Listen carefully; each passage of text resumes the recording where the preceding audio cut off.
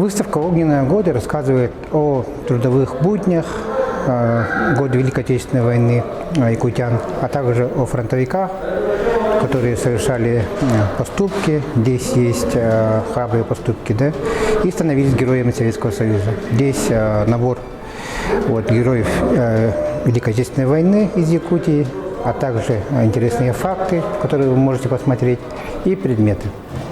Факт о том, что наши жители якутяне, тыловики, отправляли на фронт теплые вещи, шили из зайчих шкурок рукавицы, например, да, а также собирали деньги, собрали, например, деньги на строительство танковой колонны «Советская Якутия». И это запечатлено на площади Победы, там на башне танка 34 нарисована надпись этой танковой колонны «Советская Якутия».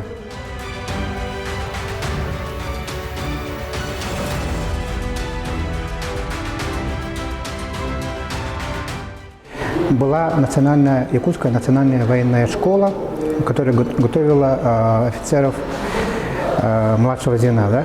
И многие из них потом стали высшими офицерами.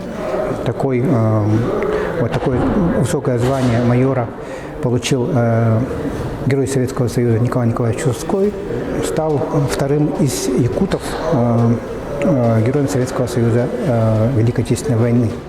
Правнучка героя Советского Союза Николая Савича Степанова, Маргарита Степанова, предоставила нам награды, копии наград периода Великой Отечественной войны.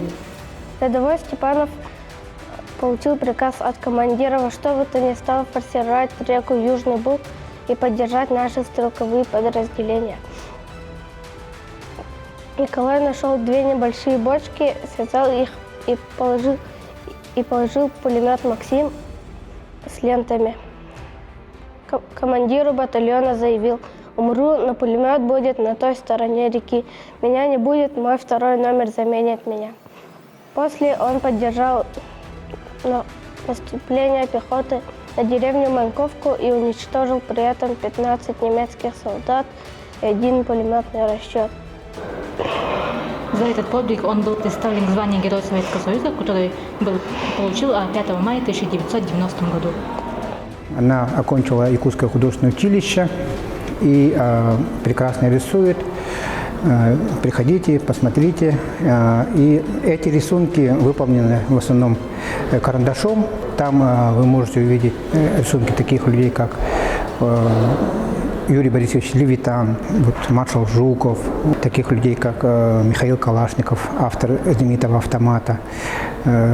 Увидите там Мелитона Кантарию, который выдружал вместе с сержантом Егоровым знамя на Рейхстаге, знамя Победы.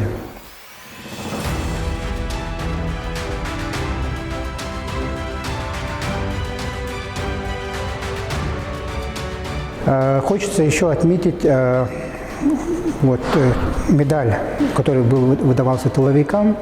Медаль, она выдавалась за доблестный труд, поддержку фронта. Очень многие люди имеют такую медаль у нас в Якутии. И эта медаль у нас выставлена на выставке наград. Приглашаем на выставки, которые будут здесь до 19 мая. Выставки у нас открыты с 10 часов утра до 6 вечера и работают от среды до воскресенья. Выставки абсолютно бесплатные, вход бесплатный, так что приходите, смотрите, знакомьтесь.